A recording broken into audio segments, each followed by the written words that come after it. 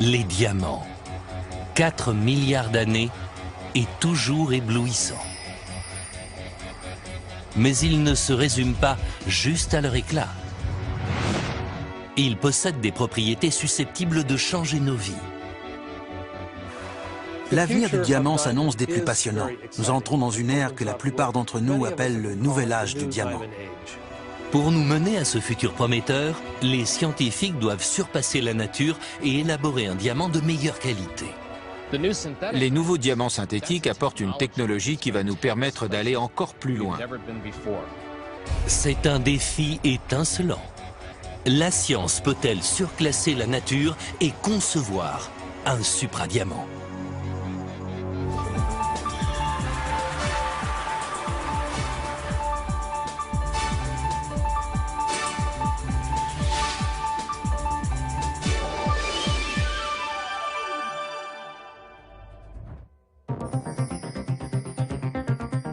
Les diamants sont uniques. Ils sont 4 fois plus solides que n'importe quel autre minéral de la planète. Ils résistent à la corrosion. Les meilleurs sont totalement transparents. Ils conduisent la chaleur et certains même l'électricité.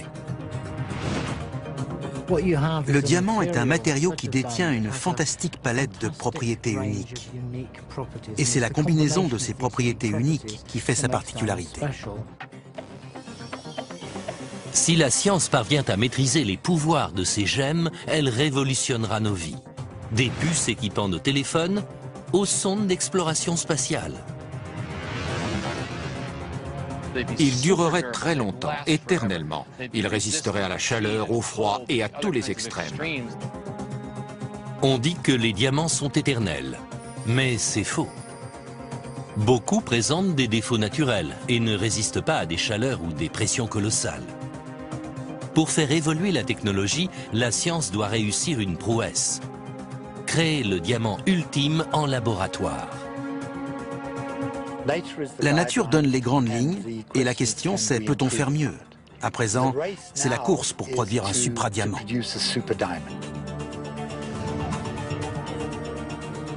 Un supradiamant aurait toutes les propriétés d'un diamant naturel, mais pourrait prendre toute forme et toute taille. De surcroît, il posséderait les propriétés des gemmes les plus rares, comme celle-ci.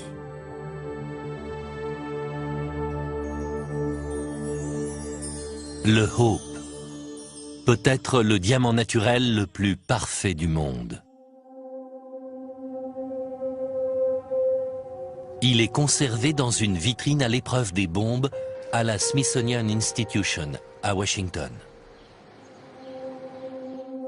Cette gemme de 44 carats et demi est au moins 100 fois plus grosse que la pierre d'une bague classique.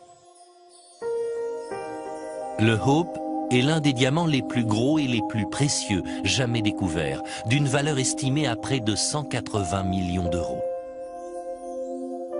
Et ce n'est pas tout. Il détient aussi des propriétés rares qui soulignent le caractère si particulier des diamants. Jeffrey Post, le conservateur de la collection nationale de gemmes, se livre à des recherches sur le Hope. Dans son laboratoire, il nous montre le phénomène qui le différencie de la plupart des autres. Je prends une lampe à ultraviolet et j'expose le Hope aux UV pendant 10-15 secondes environ.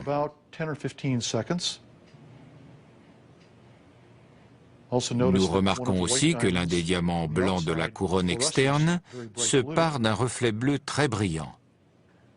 Maintenant, nous éteignons la lumière dans la salle. J'éteins la lampe à UV et nous observons une lueur orange intense, une propriété qui s'appelle la phosphorescence. Durant des années, on attribuait cette lueur à une malédiction jetée sur le diamant lorsqu'il a été volé dans un temple hindou il y a des siècles. Mais Post n'est pas superstitieux. Alors nous avons un diamant prétendu maudit qui brille de ce reflet orange, presque rougeâtre. Bon, c'est une belle légende, mais l'esprit scientifique se demande ensuite quel phénomène provoque cette réaction. Post et son équipe se servent d'un spectromètre, un appareil qui analyse les longueurs d'onde lumineuses. Le spectromètre révèle que l'éclat particulier du Hope provient de deux couleurs, le bleu et le rouge. L'équipe peut à présent identifier deux éléments chimiques de sa composition, le bore et le nitrogène. Alors, j'ai compris soudain ce qui provoque la phosphorescence du Hope. Le bore teinte la gemme de bleu. Lorsqu'il se combine au nitrogène, elle produit une lueur rougeâtre. C'est la chimie, pas la malédiction, qui lui donne son éclat. Ce n'est pas ce reflet rougeâtre qui fascine les chercheurs, mais l'élément qui donne sa teinte bleue à ce diamant, le bore. Le bore ne se contente pas de colorer les diamants, il leur permet aussi de conduire l'électricité. À cause du bore dans leur composition, les diamants bleus sont des semi-conducteurs, ce qui les différencie des autres diamants constitués uniquement de carbone. Les purs diamants blancs sont des isolants électriques. Essayez de faire passer du courant à travers, rien ne se produit. Mais les diamants bleus à forte teneur en bore, comme le Hope, conduisent l'électricité. Les atomes de bore se combinent aux autres atomes du diamant afin de permettre le passage d'un courant électrique. Mais tous les diamants, et pas seulement les bleus, ont une autre propriété recherchée. Ils conduisent la chaleur mieux que tout autre matériau connu.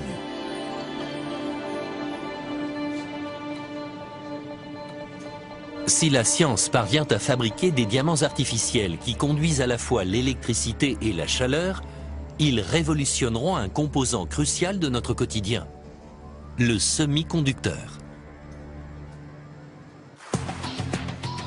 Le semi-conducteur est le composant essentiel de presque tous les appareils électroniques. Il transmet un courant électrique déterminé au circuit intégré. Depuis 50 ans, le silicium est le matériau semi-conducteur le plus utilisé. Mais le silicium a un défaut majeur. Plus l'intensité électrique augmente, plus il chauffe. Conséquence, la plupart des puces électroniques nécessitent un système de refroidissement complexe. Si la température atteint les 149 degrés Celsius, elle grille. Avoir découvert que les diamants bleus conduisent à la fois l'électricité et la chaleur permet aux scientifiques d'imaginer l'inimaginable. Un monde au-delà du silicium. Un monde où tout appareil, du téléphone portable au vaisseau spatial, fonctionnerait grâce à des diamants. Recouvrir des composants d'un film de diamant ou utiliser des fragments de diamant pour le refroidissement ouvrirait sans doute une nouvelle voie dans la fabrication d'appareils électroniques plus petits et plus puissants. Malgré leur éclat irrésistible, le véritable potentiel des diamants est resté ignoré des siècles durant. Ils offrent à la technologie des possibilités quasi infinies. Mais il y a un problème. Les diamants sont rares et onéreux.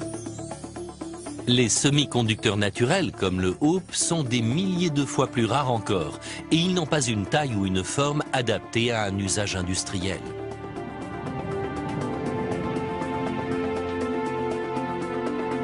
Alors les scientifiques essaient de créer un supra-diamant synthétique, possédant toutes les propriétés d'un diamant bleu naturel, mais d'une taille et d'une forme à leur convenance.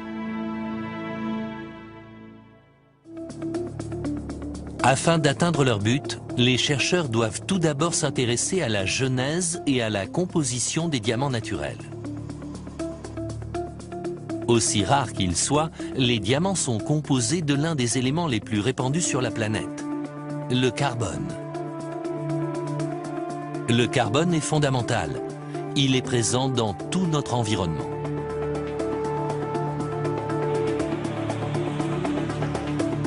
Même le corps humain est constitué de carbone pour 18%.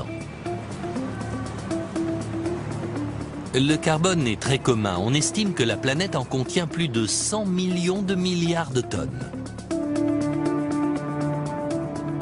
Pourtant, il ne provient pas de la Terre, mais d'un passé fort lointain.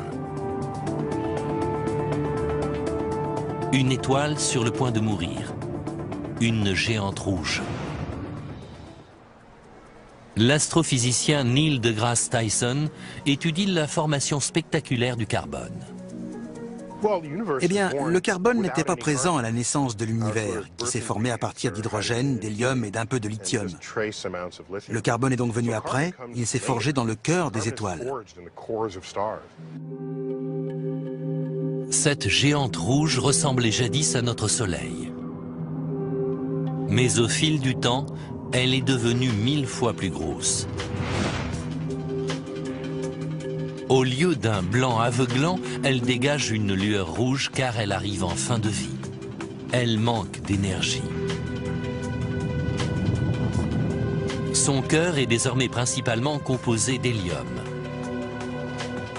Tandis qu'elle s'éteint, une réaction nucléaire brise les atomes d'hélium et les réassemble pour donner le carbone.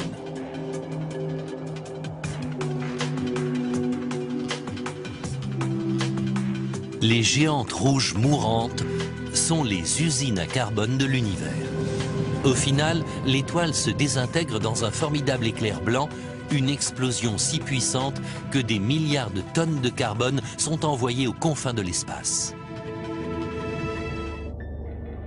Le temps s'écoulant, le vaste nuage de débris issus de l'explosion se retrouve en orbite autour d'une nouvelle étoile. Dans leur rotation, ces débris s'agglomèrent. Après des millions d'années, ces amas deviennent titanesques et les planètes commencent à se former. Ainsi sont nés notre système solaire et notre planète. Voilà pourquoi la Terre contient le composant brut des diamants profondément enfoui en énormes quantités, le carbone. Les scientifiques se heurtent à un problème dans la création du supradiamant. Dans sa forme courante, la consistance du carbone est trop faible. L'allotrope le plus connu du carbone est le graphite. Génial pour les crayons, mais bien trop doux pour des produits haute technologie. Bob Hazen, chercheur à la Carnegie Institution à Washington, est spécialiste en formation de carbone et de diamants. C'est fantastique. Le diamant et le graphite sont composés du même élément, le carbone. Et pourtant, ils sont tellement différents. La structure du graphite présente des plans de faiblesse. Et on voit comment ces points noirs, les atomes de carbone, sont liés aux 3 autres atomes de carbone pour former des triangles. Mais dans le diamant, chaque atome de carbone est lié à 4 autres atomes voisins pour former ce maillage, ce treillis qui consolide la structure du diamant. C'est toute la différence. La résistance d'un matériau se mesure à son point faible.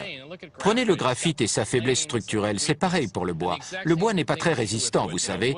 Voici le sens radial qui présente sa faiblesse, et il est résistant dans l'autre sens. Vous avez déjà vu ça dans des démonstrations de karaté, c'est assez facile. Je prends un bout de bois, un deuxième, et un troisième, puis mon marteau préféré, et ça m'amuse pour tout vous dire. Mais le diamant est très résistant dans tous les sens. C'est exactement la même chose avec le contreplaqué.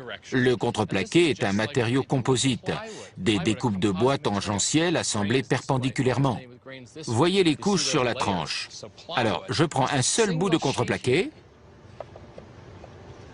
mon marteau. Regardez ça. Il n'est pas brisé, c'est comme le diamant.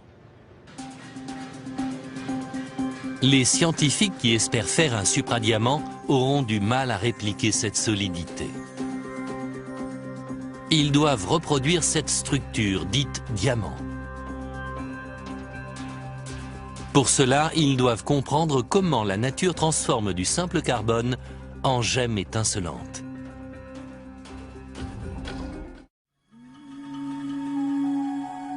La science s'efforce de mettre au point un supradiamant. La quête débute ici, en Afrique du Sud, la capitale mondiale du diamant.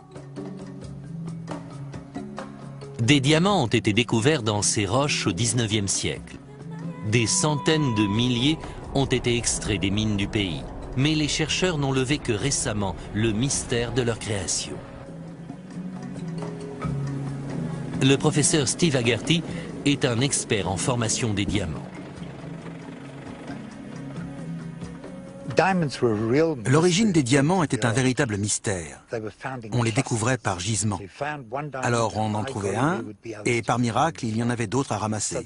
Cela a donc conduit à l'idée que les diamants se formaient en profondeur avant d'être remontés à la surface de la planète. Les diamants se forment en profondeur dans la Terre, dans la couche appelée le manteau, située entre la croûte terrestre et le noyau. Des pressions démesurées modifient la structure moléculaire du carbone et forcent ces atomes à se recombiner en structure de type diamant.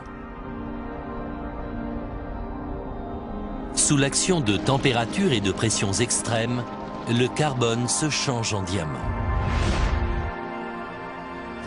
Les températures doivent atteindre 1500 degrés centigrades et les pressions environ 50 kilobars.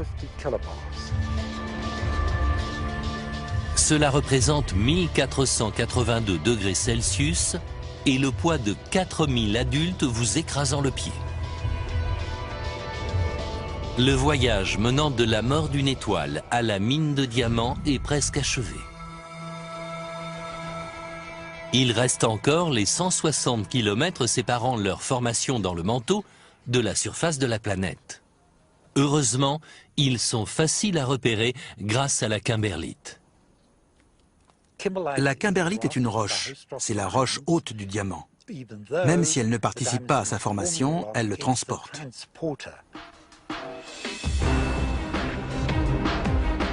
La kimberlite est une roche volcanique qui se forme en profondeur dans la Terre.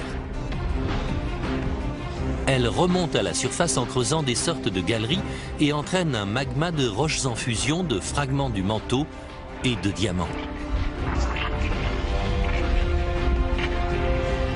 Elle jaillit ensuite de la croûte terrestre en provoquant de petites mais violentes éruptions volcaniques. J'aime considérer ces éruptions comme des opportunités volcaniques. Elles remontent en emmenant les diamants pourtant à l'abri à près de 200 km de profondeur et les rejettent brutalement en surface. À la surface, le magma s'empile en formations volcaniques qui vont se refroidir et se solidifier. Dissimulés dans ces roches se trouvent les diamants, des cristaux incroyablement rares et parfaits en inclusion dans la kimberlite. Plus rares encore sont les diamants bleus riches en bore, tels le haut. On en trouve moins de 1 sur 100 000. 4 milliards d'années séparent la mort d'une étoile et l'arrivée du diamant à la surface de la Terre. Les scientifiques espèrent néanmoins changer en quelques jours à peine du carbone brut en supradiamant. Se lancer dans une production de cette envergure exige des températures et des pressions terriblement élevées. Il s'avère que ce n'est pas aussi simple de transformer du graphite en diamant.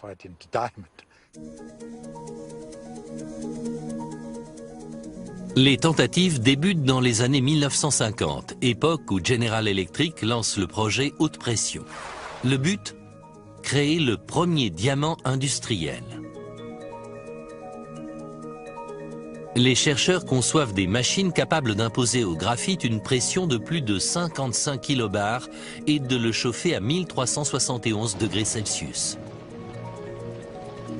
La réplique exacte des forces à l'œuvre dans le manteau terrestre.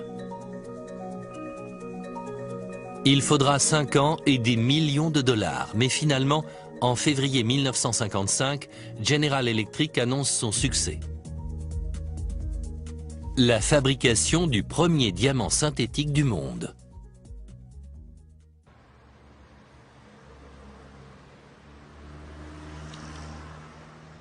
Plus de 50 ans après, Aux abords de Johannesburg, en Afrique du Sud, le laboratoire Element 6 poursuit les travaux sur les diamants de synthèse. Suivant la voie tracée par General Electric, l'entreprise les fabrique en masse. Pas pour la joaillerie, mais pour l'industrie lourde. Le scientifique Richard Botkin est un pionnier de la recherche sur les diamants synthétiques. Nous avons des bancs et des bancs de presse capables de produire des diamants en moins de 45 minutes. Voir cette technologie à l'œuvre d'une salle à l'autre, c'est absolument fabuleux. Les diamants synthétiques sont élaborés à partir de poudre de graphite très pure. Elle est mise à chauffer dans une chambre de pression à une température comprise entre 1371 et 1982 degrés Celsius. En fait, c'est comme compresser 20 voitures dans la chambre de pression et les chauffer entre 1400 et 2000 degrés. Le résultat est un diamant 50% plus dur qu'un diamant naturel. Et Element 6 peut en produire à la pelle.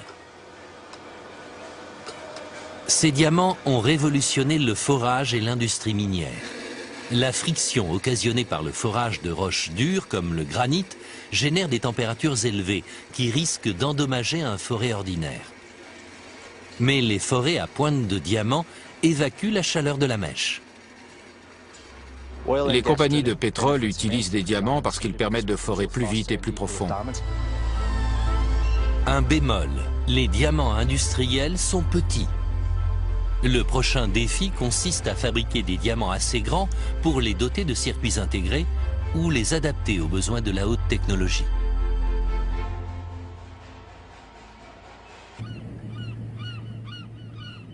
C'est un défi qu'a relevé la compagnie Genesis de Sarasota en Floride.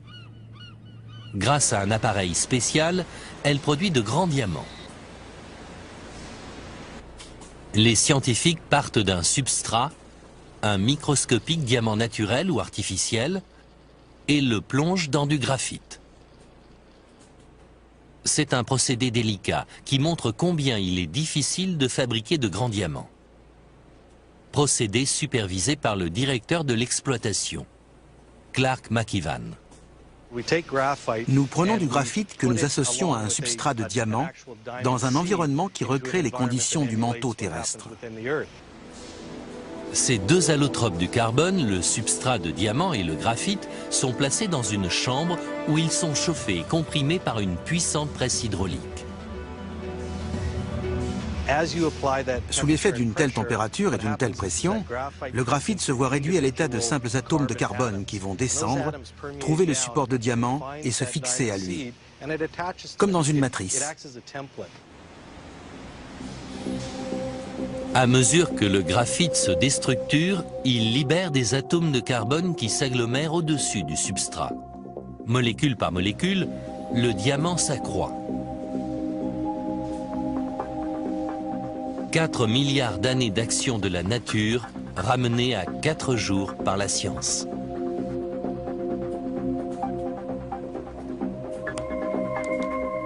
Résultat, une grande gemme artificielle jusqu'à 3 fois plus grosse que le support. Cette découverte permet à présent aux scientifiques de fabriquer couramment de grands diamants.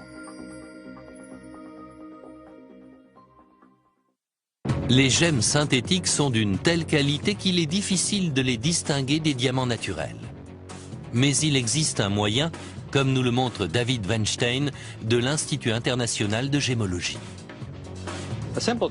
Un joaillier peut faire un test simple pour déterminer s'il est face à un diamant synthétique à l'aide d'un aimant très puissant. Si le diamant qu'il examine contient un substrat à teneur de métal résultant du procédé de fabrication, l'aimant devrait alors l'attirer. Même s'il est possible de les détecter, ces grandes gemmes de synthèse sont prêtes à révolutionner l'industrie de la joaillerie.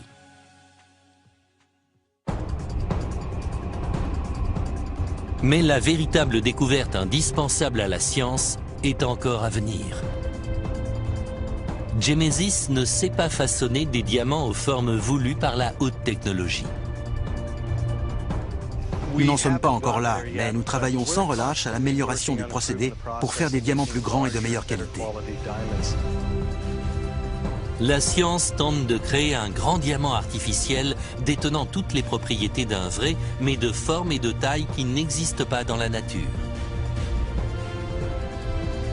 Des circuits imprimés aux lames de scalpel, les applications seraient infinies.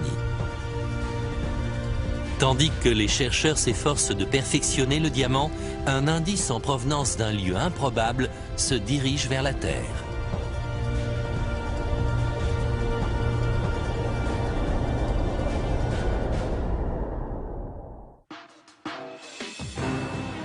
Au terme d'années de recherche, les scientifiques ont découvert comment fabriquer de grands diamants industriels.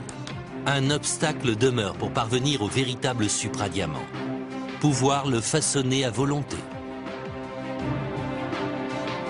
La science a besoin d'une découverte qui arrive de l'espace.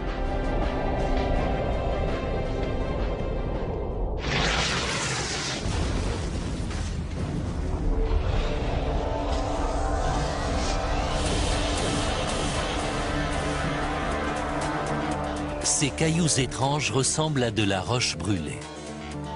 Ils ont été trouvés en Amérique du Sud et en Afrique centrale. Les tests révèlent une surprise.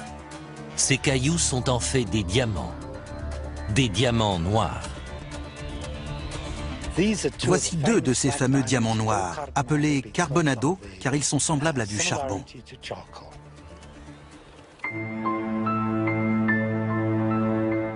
Le carbonado est connu depuis des siècles, mais sa formation reste un mystère. La science n'a pris conscience de sa valeur potentielle que très récemment. George Harlow, du Muséum américain d'histoire naturelle, s'intéresse à la particularité du carbonado. Le carbonado est une énigme car il ne possède pas les caractéristiques associées aux diamants qui se forment dans le manteau terrestre. Les diamants issus du manteau de la planète sont le fruit d'énormes pressions et de hautes températures. Aussi sont-ils compacts et denses. Pas les diamants noirs. En les observant au microscope, les chercheurs découvrent qu'ils sont très poreux. Le carbonado renferme beaucoup de vide. Dans les profondeurs de la Terre, ce vide aurait été comblé par quelque chose, mais il ne l'est pas. Les diamants normaux présentent fort peu de vide dans leur structure. Comme ils se forment dans le manteau terrestre, chacun est compressé en un seul cristal. Cela semble différent pour le carbonado. Contrairement aux autres diamants, il n'est pas composé d'un seul cristal, mais de millions, tous liés entre eux. Les scientifiques en concluent que le carbonado ne se forme pas sous de hautes pressions, mais sous de basses pressions. Mais d'où vient le carbonado? Une fois encore, les recherches mènent au dernier feu d'une géante rouge mourante. La théorie la plus courante sur l'origine et la genèse du carbonado, c'est que ces diamants noirs se forment lors d'explosions de supernovas.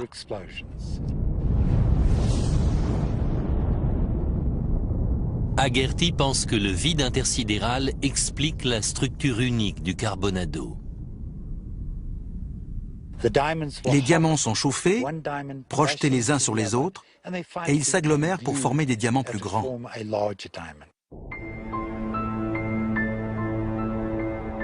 Durant cette formation explosive, des grains de poussière sont pris dans le processus et donnent leur couleur noire à ces grands diamants.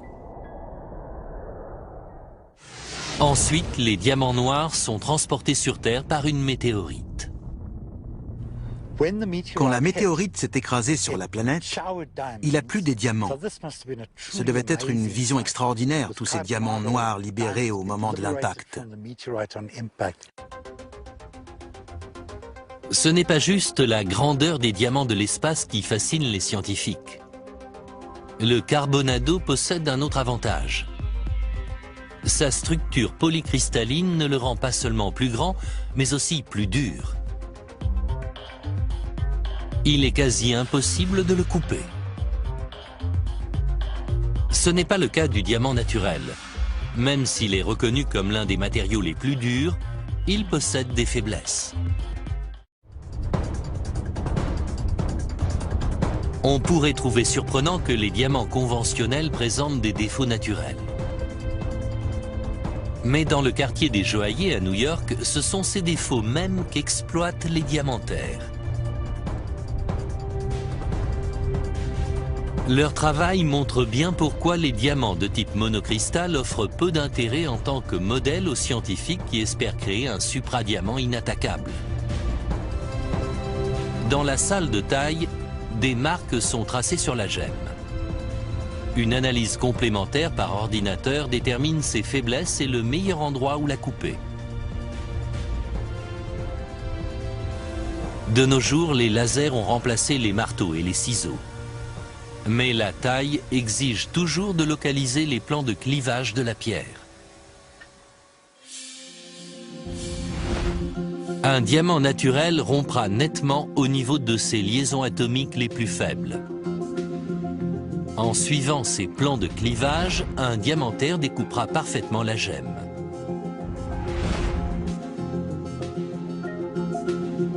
Pour les scientifiques, cette faiblesse des diamants naturels s'avère rédhibitoire. Des diamants susceptibles de se fracturer ne sont pas assez sûrs pour la haute technologie.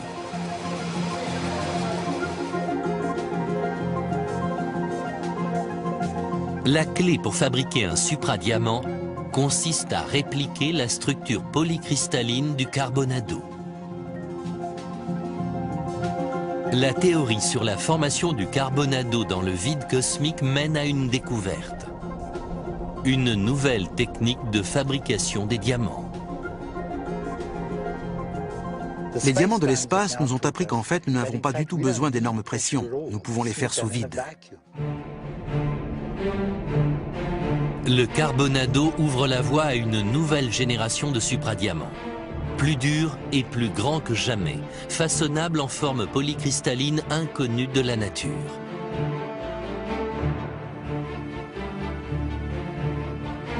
La solution consiste à simuler le vide de l'espace au moyen d'une basse pression. Ce procédé s'appelle dépôt chimique en phase vapeur, ou CVD. On place tout d'abord un substrat de diamant dans une chambre à vide où règne une pression inférieure à 1 atmosphère. La chambre est chauffée à 1982 degrés Celsius avant injection de méthane, un composé du carbone, puis d'hydrogène. Les deux gaz sont alors bombardés de micro-ondes qui les font réagir, obligeant les molécules de méthane et d'hydrogène à entrer en collision. Ce processus libère un nuage d'atomes de carbone qui se déposent sur le substrat, puis le diamant croît peu à peu. Voici le support de départ. 24 heures plus tard, il a doublé de volume. Au laboratoire de recherche de la Navy à Washington, James Butler pousse le procédé encore plus loin. Il ne produit pas de gemmes artificielles, mais des galettes de diamants ultra fines. Le matériau de départ n'est pas toujours du diamant. Par exemple, nous utilisons un mince film de silicium que nous recouvrons d'une fine couche de cristaux de diamant. Pensez au sel sur la table, à la salière remplie de grains de sel. Nous mettons ces grains dans la chambre à vide et ils se développent tous ensemble. Ce faisant, ils se heurtent et finissent par donner cet objet tout en diamant, mais à structure cristalline polyorientée. Chaque cristal de diamant se lie à un autre pour former un maillage de cristaux sur la couche de départ, d'une épaisseur inférieure à 0,5 mm et qui peut atteindre 16 cm de large. La forme du gabarit détermine la forme de la galette. C'est parfait pour remplacer le silicium. Ces diamants synthétiques sont plus durs que les naturels. Ils conduisent l'électricité et résistent à des chaleurs extrêmes. Ce sont les véritables supradiamants. Un test simple démontre pourquoi ces diamants constituent d'excellentes puces, grâce à leur capacité thermoconductrice. Je prends un glaçon et une galette de diamant. Le diamant va transférer la chaleur de ma main directement au glaçon. Comme vous le voyez, sans forcer mais grâce à la chaleur, cette galette coupe le glaçon comme du beurre. Ce n'est pas juste un tour de passe-passe. Des supradiamants ont été filmés à l'intensificateur d'image afin de montrer combien ils conduisent mieux la chaleur que le cuivre traditionnellement utilisé dans les composants électroniques. La galette de gauche est en diamant synthétique, celle de droite en cuivre. Toutes deux sont placées dans un bloc de glace et connectées à un amplificateur d'image thermique qui montre la chaleur les traversant. Comme on le voit, la galette en diamant de gauche conduit la chaleur plus vite que le cuivre, jusqu'à 5 fois plus vite. C'est cette qualité sans équivalent qui vaut au supradiamant le terme supra.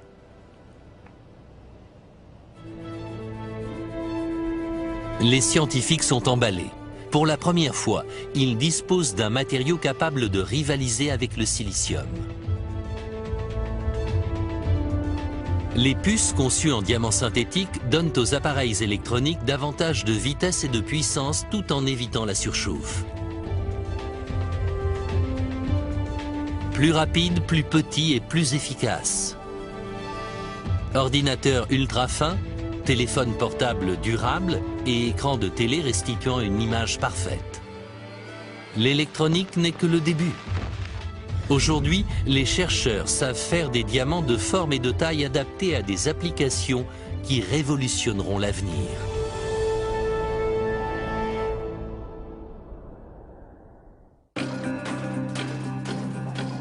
À la Carnegie Institution de Washington, des recherches tentent de percer certains des grands mystères de la science. De la conductivité électrique des gaz comprimés à la survie de bactéries en milieu extrême. Ces recherches nécessitent de très hautes pressions obtenues grâce à un puissant appareil, une cellule à enclume de diamant. Un objet est inséré dans un joint entre deux diamants qui exerce sur lui une terrible pression. Ce dispositif permet de recréer des forces aussi intenses que la pression au centre de la Terre. Mais cela n'a pas suffi pour les expériences du Carnegie. Quand les scientifiques ont augmenté la pression, un problème est survenu. Le diamant s'est brisé. Ross Hemley, directeur du laboratoire de géophysique, décide de perfectionner l'enclume en élaborant un supradiamant ultra résistant. Notre groupe est concerné depuis longtemps par l'utilisation de diamants synthétiques dans les expériences à haute pression. Et nous avions besoin de franchir une nouvelle étape. Il nous fallait des diamants de meilleure qualité, plus résistants et plus grands que ceux produits par Mère Nature ou par les procédés industriels classiques. Pour concevoir ce méga-diamant, Hemley recourt à une version du procédé de dépôt chimique en phase vapeur, afin d'accélérer la croissance du substrat.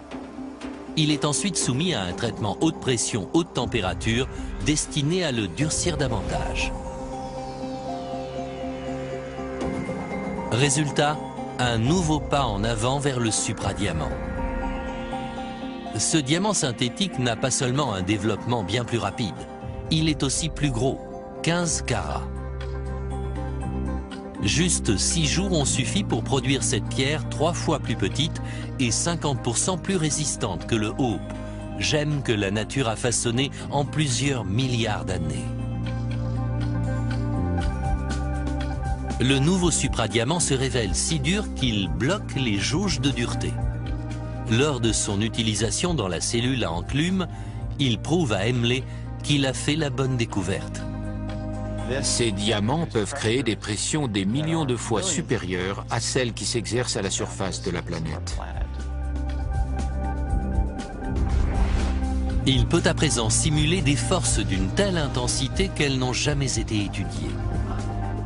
Comme celles qui règnent dans le manteau terrestre où les pressions dépassent 1300 kilobars, c'est-à-dire près de 14 millions de tonnes au mètre carré.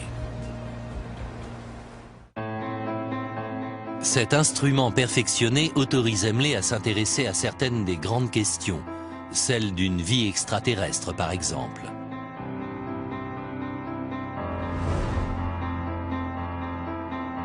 L'équipe d'Hemley prend 2 souches de bactéries différentes, dont la E. coli. Elles sont placées dans un liquide, puis entre des enclumes de supradiamant. Le liquide se change en glace très dense. Sous la haute pression, la plupart des bactéries sont anéanties. Mais étonnamment, 1% survit. Si des bactéries peuvent survivre dans ces conditions extrêmes, la vie existe peut-être ailleurs, sur d'autres planètes.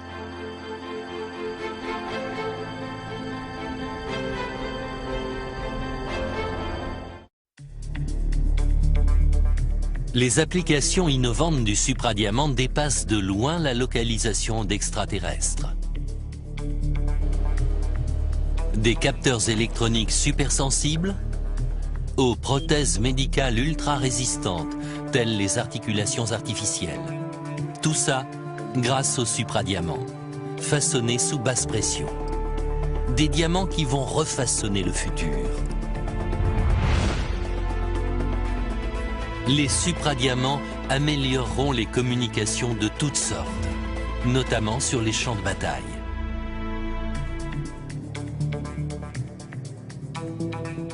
Usage intensif, intempéries, des appareils comme les radios ont souvent du mal à résister aux terribles conditions de combat. Imaginez si elles étaient conçues à partir de supradiamants. Ils sont déjà adaptables en minuscules transmetteurs sonores appelés nanorésonateurs, qui rendent radio et ordinateurs plus robustes et efficaces. Ils peuvent vibrer plus de 100 milliards de fois par seconde pour restituer le son le plus pur qui soit.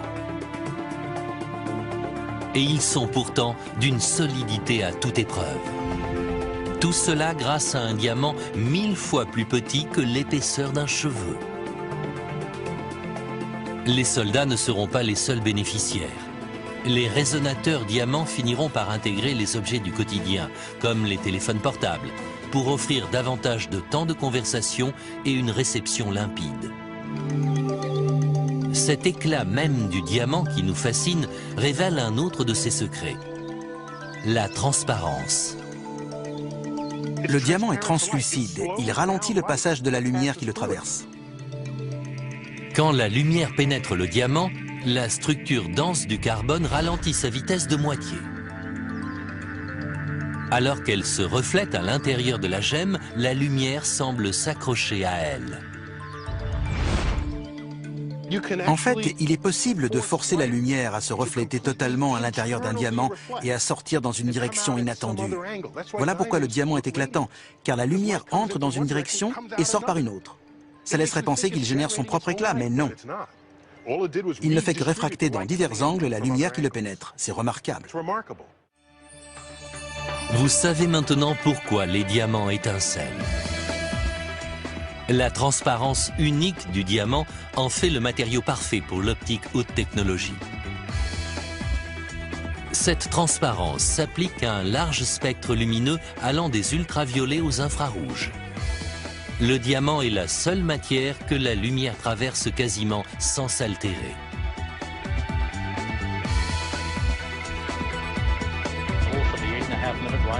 Grâce au supradiamant, la NASA peut concevoir des hublots ultra résistants et ultra clairs. les possibilités du supradiamant sont infinies. Bientôt, on en trouvera partout, dans son bureau comme dans l'espace. L'avenir du supradiamant, nous n'en sommes qu'au balbutiement. Je pense que seules les étoiles fixeront des limites aux applications que nous pourrons tirer des supradiamants à l'avenir. La nature a mis des milliards d'années à façonner les diamants. À présent, nous fabriquons des supradiamants en quelques jours. Plus gros, plus durs et de meilleure qualité. Le futur est à portée de main. Les techniques de fabrication de diamants synthétiques s'améliorent et les coûts diminuent. Peut-être verrons-nous le jour où les diamants seront aussi communs que des cailloux dans la rue. À l'image de l'acier, des transistors et du silicium, les diamants synthétiques pourraient bien révolutionner nos vies.